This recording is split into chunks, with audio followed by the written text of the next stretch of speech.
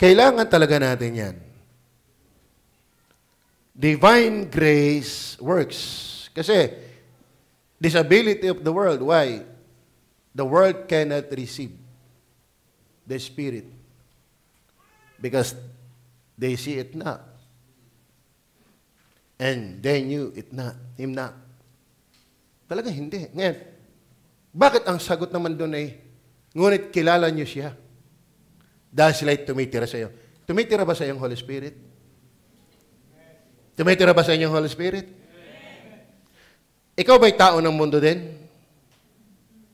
Ikaw ba'y nakatira sa mundo? Formerly, are you belong to the people of the world? Bakit ang tao ng mundo hindi siya ma-receive? Ba't na-receive mo? Tama ba?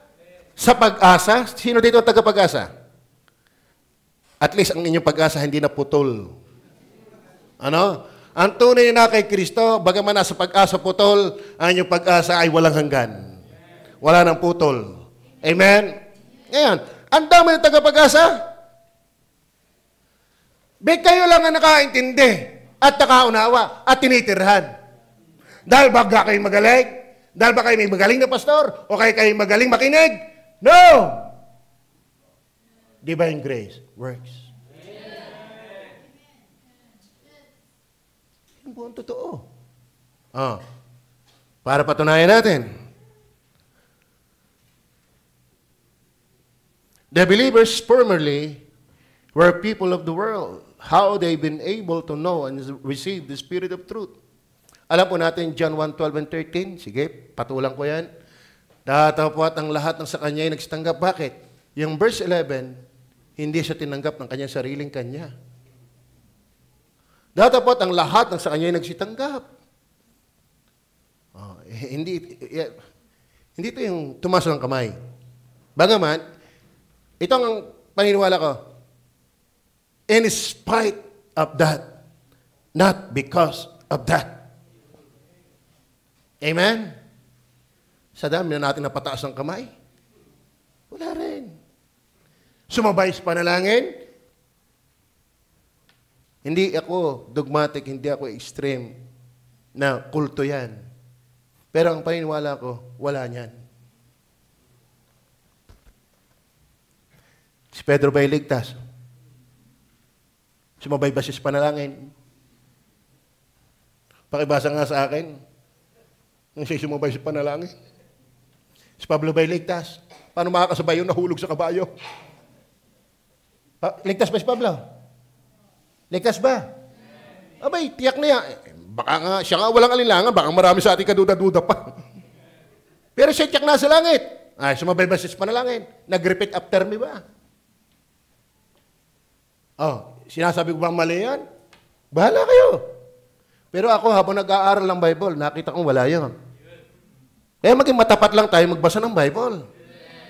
Yung sinasabi, ako'y tumutok, ako'y nakatayo sa pinto na tumutok-tok. Uy, aralin mo yan. Church ang kausap dyan, hindi unbeliever. Minsan, kung mapulaan natin mga iglesia ni Cristo, kung maling gumamit ng talata, mag-iingat ka rin kahit baptist ka. Basta kagustuhan mo lang ang tao, isunggaban ni magpapamaling-mali kayo, kukompromise mo yung tamang flow. Kaya nga, Spirit of Truth, beware.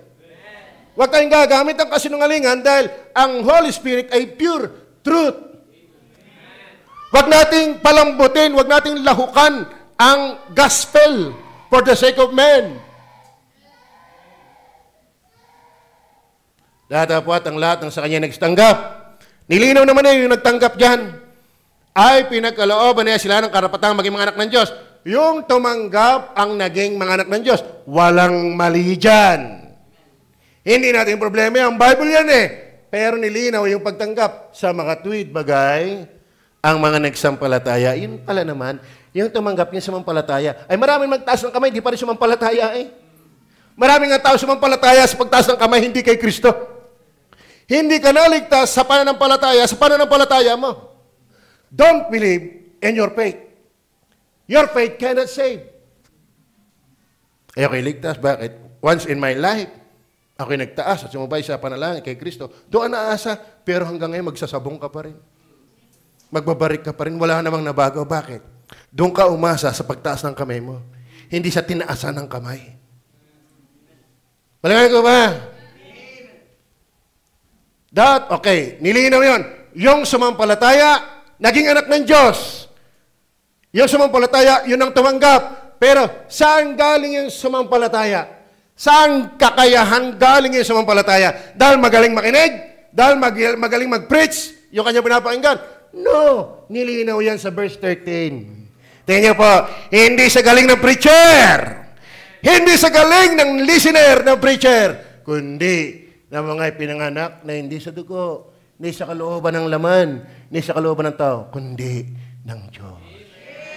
Yung palang kakayahan mong tumanggap, sumampalataya, hindi galing sa iyo. Naintindihan niyo ba?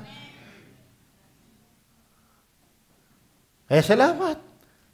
Hallelujah! Akalain mo yon, ikaw na may kasama sa mundong cannot receive, but now you receive it, and the Holy Spirit dwells in you. And without the Spirit of Christ, you are not of His. Kapag wala kang Espiritu ni Kristo, hindi ka sa Kanya. Kung hindi ka sa Kanya, sa kasinungalingan ka. Dahil sa kasinungalingan ka, kay Satanas ka. Bakit? Siya ang ama ng kasinungalingan. Huwag nating palabnawin ang mensahe ng Diyos. Sadyang nakakasakit ang katotohanan.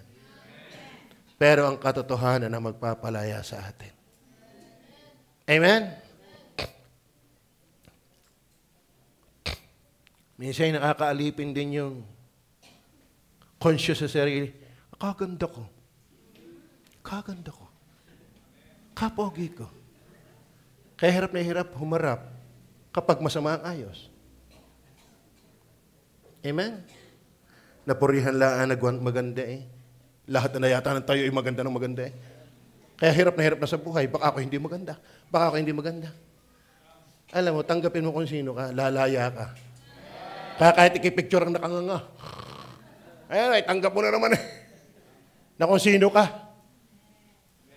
Huwag kang mabulas, kaunting tayong maganda. Amen? Tanggapin mo ang totoo. May itim ka, tanggapin mo. Maputi ka, hallelujah! Matangos ang ilong mo, praise the Lord! Tangos ang ilong mo, hallelujah! Ang mahalaga, totoong anak ka ng Diyos. Amen? Ikay magkukunwari, ang dami pagkukunwari, pero hindi mo kayang dayain ang katotohanan. Amen? Na may pananganak, hindi sa dugo. Oh. Basahin pa natin. John 3 verse 3. Sumagot si Jesus at sa kanya'y sinabi, katotohanan, sinasabi ko sa iyo, maliban na ang tao'y ipanganak na muli. Oh. Yung salitang ipanganak na muli. Sino bagang kung gumawa ng kapanganak ang muli? Unang pananampalataya, hindi galing sa iyo, di ba? Sa kalooban ng Diyos. Sabi nga sa inyo, doon sa iba, baka hindi pa naiintindihan din na rin. Ilan taong ka na, Kevin? 13. Tuli ka na. 13. Ikaw, Toy. Anong buwan kayo pinanganak? Oo. October. Anong date? Inutusan mo ba tatay at inay mo na magpakasal? Inutusan mo bang sana tatay matangos ang ilong ko? Kung ganon, uutusan ko rin ang tatay ko. Yung pala nadadaan sa utos. Kung nauutusan, tatay, wag karne. Hindi. Nadatngan mo na yan. Ikaw ay product, hindi creator. Tama ba? Ang kapanganakang physical, bunga, hindi mo dahil. Ay di lalo sa spiritual. Ngayon, sabi, maliban ang tayo panganak na muli, hindi siya papasok. Ibig sabihin, kung hindi ka bubuhayin, kung hindi ka papanganak muli, hindi ka talaga papasok sa kaharian ng Diyos. Alam mo, kung hindi ka papanganak, mananatili kang sa kaharian ni Satanas. May talata pa yan. Colossians chapter 1. Naalala ko lang. Colossians chapter 1, verse 13. O kung verse 12, wala la dyan. Patulan natin konti. Yan, verse 12 hanggang 13 siguro yan. Na nagpapasalamat sa Ama na nagpaging dapat sa atin upang makabahagi sa mana ng mga banal na kaliwanagan. Verse 13. Na siyang nagligtas sa atin sa kapangyarihan ng kadiliman. Amen? Nung tayo ay hindi paligtas, tayo po ay nasa kapamahalaan, nasa paghahari, nasa kapangyarihan ng kadiliman. Kaya masaya tayo sa sigarilyo, masaya tayo sa kabalastugan, sa kalaswaan, masaya tayo sa lahat ng kalikamor ng kasalanan. Pero salamat na siya nagligtas sa atin sa kapangyarihan ng kadiliman at naglipat sa atin sa kaharian ng anak ng kanyang pag-ibig. Sino naglipat? Hindi ikaw. May naglipat sa atin. Kaya ba naglalaro ng chess? Sino ang nagtutulak ng phone? Kanya sarili? O yung player? Hindi yung phone ang nadiskarte. Yung player. Alam mo, sa totoo na, biyaya. Dahil hindi mo kaya. Thousand of praises. Hallelujah. Kaya kayong mga naligtas, talagang kayo magpasalamat. Huwag na kayong parang feeling somebody pa. Hilahin. Kung naiintindihan mo lang maliwanag at malalim, para sa atin, para magpa-importante pa. Amen. Amen. Yan ay kusa. Sabi nga ng Bible, sino mang, ang umiinom, ako yung humingi siya ng tubig. At kung kilala mo lang kung sino ang humingi siya ng tubig, bibigyan ka niya ng tubig. At ang sino mang makainom nito, kailanman ay hindi na mauuhaw. At yung tubig na ito ay magbimistulang bukal na bumubukal hanggang sa walang hanggang buhay. Kaya ako hiniwala, pag ikaw talaga yung maliwanag ang kaligtasan, yan ay hindi hinihila, yan ay bumubukal. Fruit of the Spirit. Amen? Fruit of the Spirit. Maliwanag ko ba? Ephesians chapter 2. O 1 verse 11 muna. 1 verse 11. Hindi ko na patulan lahat. Tayo rin man sa Kanya ay ginawang mana na itinalaga na niya tayo ng una pa ayon sa pasya. Sino nagpasya? Ayon sa pasya niyaong gumagawa ng lahat ng bagay. Ayon sa pasya, hindi ng iyong kalooban, ng Kanyang kalooban. Alam mo kung tayo aasahan ng Diyos magpasya, sala ang ating pasya, puro wedding. Di man natama. Yung 826, 826, tagal kong numero yan. O baka naman, tatama na. Baka gusto nyo kayong humalili naman. Oh, hindi tayo naniniwala sa wedding. Ayaw natin ng wedding. Pastor, magtatayos ako. Simple lang.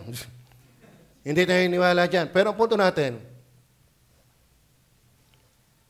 may nauuhaw. No? Yung spiritual blessing, election, predestination, forgiveness, sealed of the Holy Spirit, kinonsay siya ni Pablo. Lahat. Are you with me? Sinam up yan ni Pablo lahat. Lahat ng spiritual blessings na nai-enjoy ng lahat ng naligtas ay pasya ng Diyos, hindi pasya natin. Ang pagpapasya nating manampalataya kay Kristo ay bunga na lamang ng matagal nang ipinasya ng Diyos before the foundation of the world. Yan po, Acts 13:48. Acts 13:48. Alala ko rin. Acts 13:48. At nang marinig ito ng mga hintil, ay nangagalak sila, hallelujah! At nilawalhati ang Diyos, hallelujah! At nagsisampalataya ang lahat ng mga itinalaga sa buhay na walang hanggan. Ang ating pagpapasya ngayon ay resulta lamang ng ipinasya na noon pa man ng Diyos. Why? The world cannot receive. Man? Maliwanag ko ba yan? Kaya biyayang naligtas. Kaya ako sa inyo, Yes, manghihina naman. Patuloy lang. Nanghihina naman sa anong gagawin? Wala pa tayo sa glorified body. Pero sabi nga ni Paul ni MacArthur, tayo mahina, hindi para maging lisensya, kundi para lalong dumipende sa Kanya. Kasi mahina nga tayo. Amen? Ay, ako naman mahina. Alam ng Diyos, ako'y mabubuhay sa kasalanan. Ako'y mahina. Hindi. Hindi ka ginawang mahina para magpakahina. Ikaw ginawang mahina para sumalig sa Diyos. Mahina ka nga eh. Tama ba? Okay. O, tingnan pa natin. Talata. Efeso 1, chapter 2, verse 1 hanggang 3. And then hanggang 4. At kayo binuhay niya ng kayo mga patay dahil sa inyong mga pagsalangsang. Maraming nabatikos niyan eh. Iba sa separation. Yung katawan na walang kaluluwa, di kayo patay, hindi mo naghihingalo yun. Saka nakakita ng patay naghihingalo. Pag sinabing patay, patay. Hindi naghihingalo. Iba pa rin yung 50-50. Hindi naman tayo spiritually 50-50. Bagaman tingin ko sa inyo, marami 50-50 na. Amen. Naiintindihan nyo ba? Ang pangangaral, mga kapatid, ito yung mahalagang maintindihan. Ito yung tinuturo ni Brother Albert. Ibang tinuturo ni Brother Albert sa tulip class. And we believe, this is not Calvinism. Ito yung Bible. Actually, mga kapatid, si Calvin ay hindi baptist yun. Siya po ay reform. Sila po ay mga kasama ni Martin Luther. Hindi yun baptist. Sadya ang baptist itong paniniwala. Lumabnaw lang sa panahon ni Finney. Nung mauso ang altar call.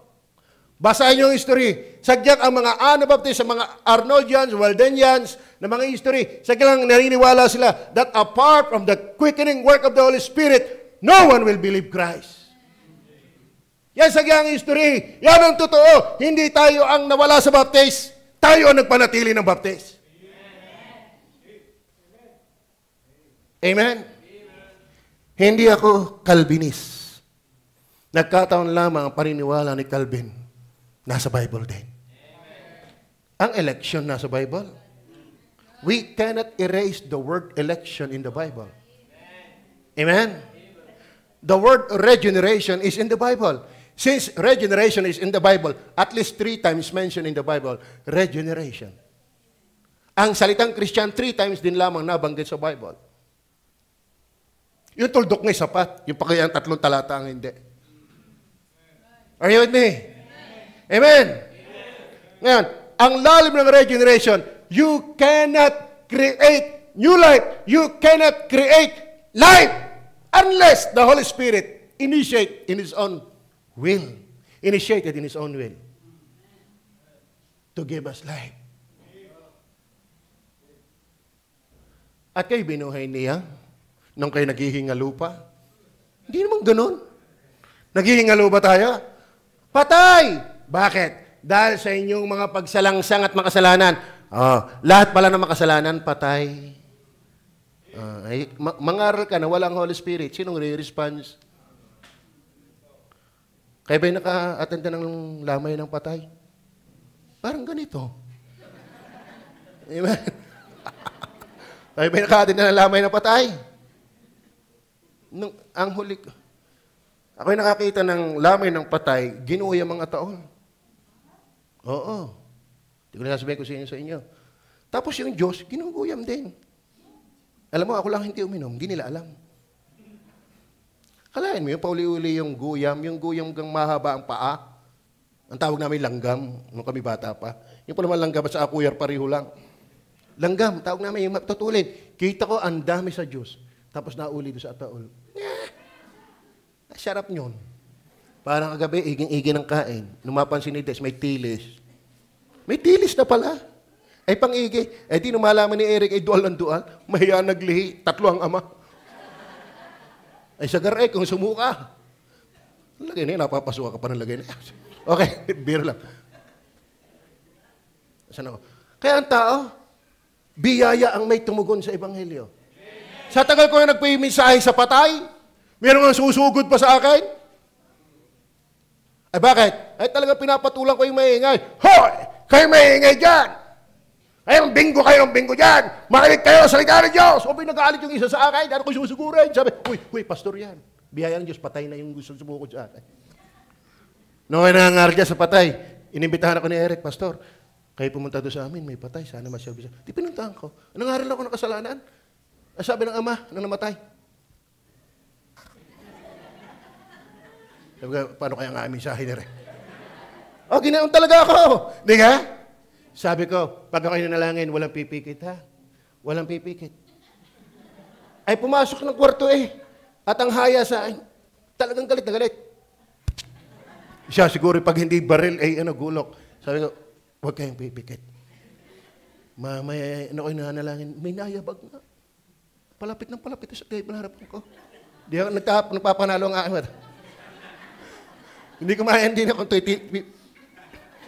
di ka gano'n yun, yung ikimi pinag... Nung makita ko yung maglalagay pala ng tinapay at Diyos. Salamat sa Panginoon. Naranasan ko yan.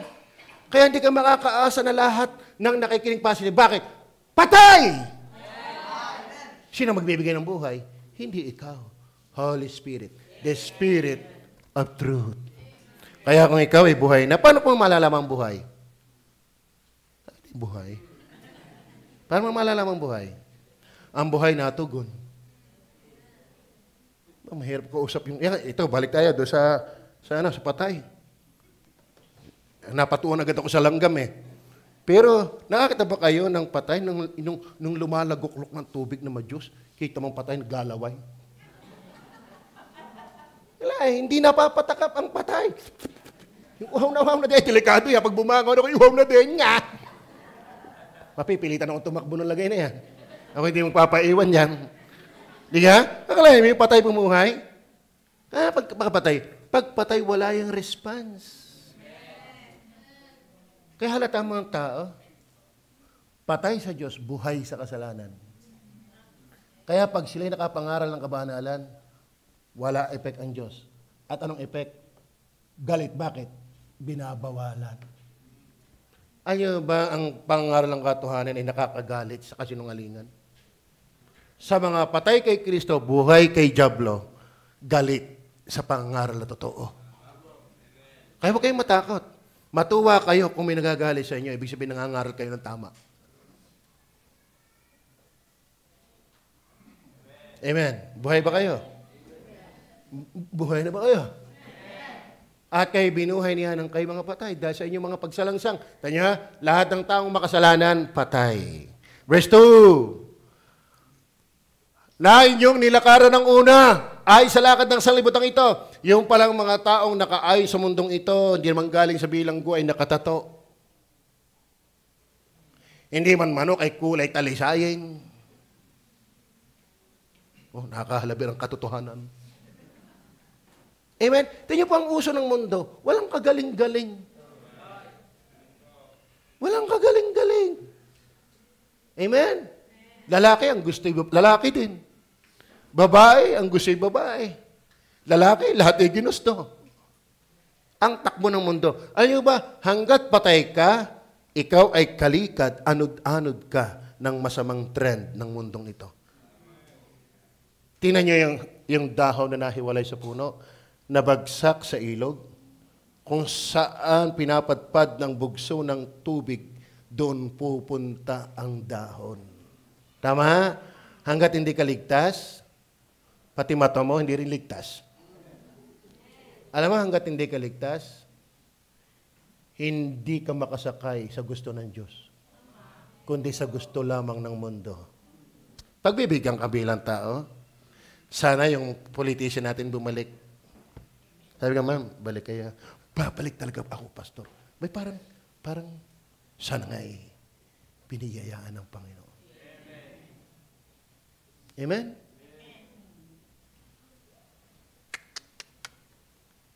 The preacher's hope on his preaching is the work of the Holy Spirit. Amen? Verse 4. Verse 4 na lang.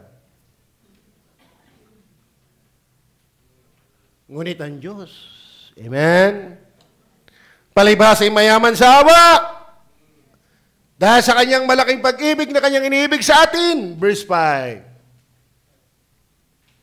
Actually, hanggang verse 10 yan eh. Bagaman tayo mga patay dahil sa ating mga kasalanan, tayo'y binuhay. Amen? Kaya kayo natutuwa kay Kevin, kay Kenneth, kay Kat. Isa lang. O tay, punta ulit kayo sa Taisan. Kayo magbakasyon.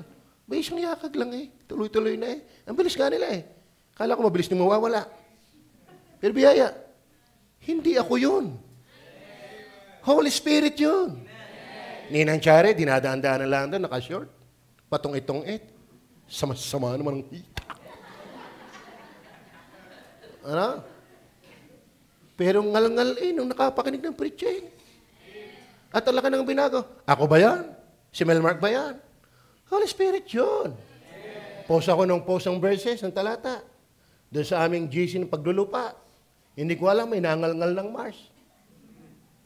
Pastor, ano ba yung pinagsasasabi mo? Ikaw ako'y garne, ako'y nalaiiyak, ako'y nalulungkot eh. Hanggang sa hinanap na natin yung ating website, tumuloy-tuloy, sa linggo, anniversary na, 2 years na siya nabaptize. Bakit? Talata. Gumawa ang Holy Spirit. That's our hope. The work of the Holy Spirit. The Spirit of truth. You cannot be in truth away from the Spirit of truth. Amen. Kaya yung maging totoong Kristiyano, hindi galing mo. Yung maging totoong Kristiyano, hindi galing ng mga ngaral, kundi galing ng Banal na Espiritu. Salamat sa Holy Spirit. Amen. Maliwanag ba? Papatulang ko pa ito. Wala na. Number 4 na lang tayo. Number 4 na. Number 3. Number 3, not only the Spirit of truth ay napapalob yung disability of the world. Divine grace works. Then number 3, discerning rightly the Father is warranted. Kung haba ang talatang yan, isa pa nga lang tulog na kayo. Basahin nyo lang personally. Amen? Binabasa nyo ba yan? Inilalagay yan sa ating message. Alam kung bakit ako may sa talata? Para patunayan sa inyo, hindi ako nagsisinungaling. Gusto talaga yung may talata. Nai-enjoy ko yan sa online ng Mered. Kaya kayo umattend ng Mered ng online. 83 tayo. Isang mission na yon. Isang araw magpapa-organize na tayo, Brother Albert doon. 83. Ang bata ay 82. Ano sabi John 15:26? John 15:26. Alam mo ako napadibate sa Facebook, sa INC. Sa INC, yung kamanlulupa ko. Debate iba kung nabasa yung aming usapan. Hanggang ako'y nagkaroon ng conclusion. Yung ama ninyo na pinapakilala, hindi yan ang ama ng Biblia. Kung babasahin yung mga talatang ibinigay ko, ang sinumang tumatanggi sa anak ay tumatanggi sa ama. Dahil ang tamang pagkakilala sa ama ay nakasalalay sa tamang pagkakilala sa anak. At ang tamang pagkakilala sa anak at sa ama ay nakasalalay sa Spirit of Truth. Amen? Kaya mga kapatid, yung tumawag sa Diyos na Ama ay nagiging tama because of Spirit of Truth. Ang Muslim ay ama rin. Si Allah ay ama. Ang Mormon ay ama. Ang Saksi ay ama. Ang Iglesia ay ama. Kaya nga sila yung magkakabalaybay kung tutusin. Pero hindi man lahat naniniwala sa Trinity ay tama. Bakit? Ang Catholic ay Trinity. Actually, hindi lang Trinity. Multinity. Lahat ng Diyos inaan doon. Pag hindi magkanak, tumawag ka sa santong nanganganak. Pag ikinakagat ng aso, tumawag ka sa santo ng mga aso. Lahat na pangailangan mo, may santong katapat ka. Pero sa totoo na, ang Diyos ang tumatapat ng lahat. Amen? Ngayon, anong punto ko? Para maging valid ang pagtawag mo sa Ama, credit yan sa Holy Spirit. But when the Comforter is come, whom I will send unto you, from where? From the Father. Amen. Saan galing ang Holy Spirit? Saan galing ang anak? From the Father. Bakit? Sila na yung magkakasama noong walang hanggan pa. Hebrew 9:14, ang tawag sa Holy Spirit, the Eternal Spirit. Dapat naiintindihan natin yung baptize. Amen. Tumayo tayo sa ating tinatayuan dahil yan ang tama. Kaya nga Spirit ng truth. Eh di tama. Yan number 4. Hindi ko na papatulan. Kasi nadagdagan ko ito, Utoy. Kaya hindi ko na papatulan. Ito yung 4 kanina dyan, pero ito naging 5. Habang ako nakikinig ng hallelujah. Hallelujah, naging 5. Okay, number 4. 16 verse 13. Howbeit when He, kaya nga ang Holy Spirit hindi por siya lang, but He. Bakit He? That is pronoun. Howbeit when He, the Spirit of truth is come, He will guide you into where? He will guide you into all truth. Kaya hindi ka maliligaw pag may Holy Spirit. Kasi i-guide niya tayo sa tama dahil siya'y tama. Amen. He will guide you into all lies. No. Into all hypocrisies. No. Into all truth. Why? He is the truth. For He shall not speak of Himself, but whatsoever He shall hear, that shall He speak, and He will show you things to come. Anong punto natin? Number 4. Spirit of truth. Disclosure and cause why truths were written. Are you with me? Disclosure and cause why truths were written. Tama ba yung aking grammar? Bahala na kayo.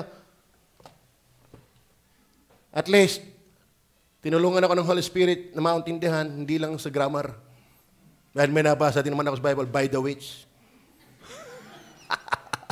Eh, hindi ako nag-iisa. Akala yung by the which. Ano po ito mga kapatid? Kaya tayo may Bible. Kaya hindi ka nakakapakapa kung ano yung tama. Yung sinabi ng mga propeta at apostoles na ipinahayag ay pinasulat ng Banal Espiritu ng katotohanan. Kaya ang Bible ay katotohanan dahil ang nagpasulat ay katotohanan. Kaya hindi ka maliligaw sa iyong paniniwala at pamumuhay pag Bible ang iyong guide. Ang dami yan. Basahin nga natin 2 Peter 1:20 and 21. Nandiyo pa ba kayo? Na malaman mo na ito. Nalinmang hula ng kasulatan ay hindi nagbukas sariling pagpapaliwanag. Kaya hindi pagalingan yan. Kundi Holy Spirit na nag-initiate na magpaliwanag at isulat ang salita ng Diyos. Mula sa pagkasulat, sa pagkasi, hanggang sa pagpaliwanag, dependent tayo sa Holy Spirit. Dahil si Kristo man, hanggang sa paglilihi, hanggang sa pangangaral, hanggang sa kamatayan, hanggang sa muli pagkabuhay, dependent siya sa Holy Spirit. Na malaman mo na ito, nalinmang hula ng kasulatan na hindi nagbuhat sa sariling pagpaliwanag. Verse 21, sapagkat hindi sa kalooban ng tao dumating ang hula kailanman, kundi ang mga tao ay nagsalita buhat sa Diyos na nangaudyukan ng Espiritu Santo. Kaya ang banal na kasulatan ay truth. Bakit? Ang author ay Spirit of Truth. Yan pa maganda. Maging pagtanggap, pag-unawa dito, Spirit of Truth pa rin. Kaya ibang may Bible din, ligaw naman. Hindi nga? Hindi lahat na may daladalang chess player. Ako'y nagdadala din ng bola. Ano tingin mo sa akin? Nakapag-basketball. Ako'y nagdadala din ng bola. Pero tiyak hindi ako player ng basketball. Tama ba? Amen. Huwag kayong maniniwala, dapat may Bible. Unless the Holy Spirit of truth dwells in them, they cannot be the teacher of the truth. Are you with me? Then last, ito yung nadagdag. Ang Bible naman ang bawal, dadagdag at babawasan. Pero yung puntos hindi sinabi. Amen? Ang Bible, wag yung dadagdag at babawasan. Pero ang puntos, kahit ang tingin ko sa inyo lungad na, kailangan kong sabihin ito. Una, the Spirit of Truth directed and strengthening the weak. Are you with me? 8 verse 11. 8 verse 11. Kaya ako bilang pastor nyo, pinagpipray ko kayo sa Holy Spirit. Lord, yung mga nang lulupaypay, kausapin niyo ulit. Sinabi niya, wala sino, hindi dyan. Ay, mali pala naman ako nga naman. Tama sa dyan ilalagay niyo.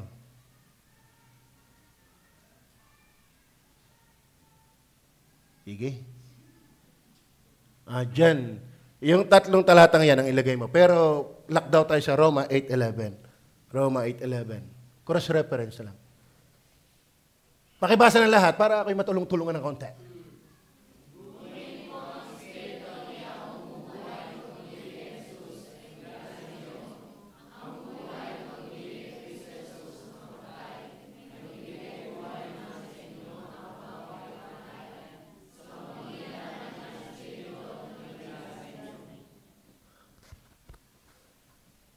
Ngunit kung ang Espiritu na yung bumuhay na mag-uli kay Kristo Jesus ay tumira sa inyo. Nakatira ba sa inyo Holy Spirit? Nakatira ho ba sa inyo Holy Spirit? Dahil kung wala kang Holy Spirit, hindi ka Kanya. Ngayon, ay tumira sa inyo, ang bumuhay na mag-uli kay Kristo Jesus sa mga patay ay magbibigay naman. Magbibigay buhay naman sa inyong mga katawan may kamatayan. Ano ibig sabihin niyan? Tamang sabihin mong mahina tayo. Pero mayroon tayong Holy Spirit. Amen? Siya magbibigay buhay sa ating makasalanang katawan. Amen? Kahit backslider ka na, kahit mahina ka na, pag may Holy Spirit ka, hindi papayag yun ang katawan mo hindi bigyan ng buhay. At sigla. Are you with me? Kaya ba may Holy Spirit? Nangihina ba kayo? Wag, hindi papayag ang Holy Spirit na hindi bigyan ng lakas at pangunahan ang mahina. Kaya pinagpipray ko yung mga hindi nakaatid ng matagal. Kung talagang may Holy Spirit, tulungan ang mahina. Pagpray natin, pati ang ating sarili. Amen o ba? Kaya mga kapatid, kung may Holy Spirit ka, ang Holy Spirit na magbibigay ng buhay sa ating katawang makasalanan pa rin. Tama. Tama si Brother Rane. Bumutas ng bubong. Lumiban ng Biyernes, baka daw hindi niya matansya, baka hindi ko matapos, iniliban na ang Biyernes. Gumawa ng Sabado. Yan, basta may gagawin. Andito na yan. Yung mga workers natin. Lahat sa atin. Hinahamon ko, kung may Holy Spirit tayo, may lakas tayo. At tatanggapin niyo ang kapangyarihan pagdating sa inyo ng Espiritu Santo. At kayo magiging mga saksi ko mula sa Jerusalem, Judea, Samaria, hanggang kaduluduluhang hanggan ng lupa. Ano yung kapangyarihan? Pagdating ng Holy Spirit. Kaya mga kapatid, though we are weak, but the Holy Spirit is in us. Do you have the Holy Spirit? Dito ako magtatapos.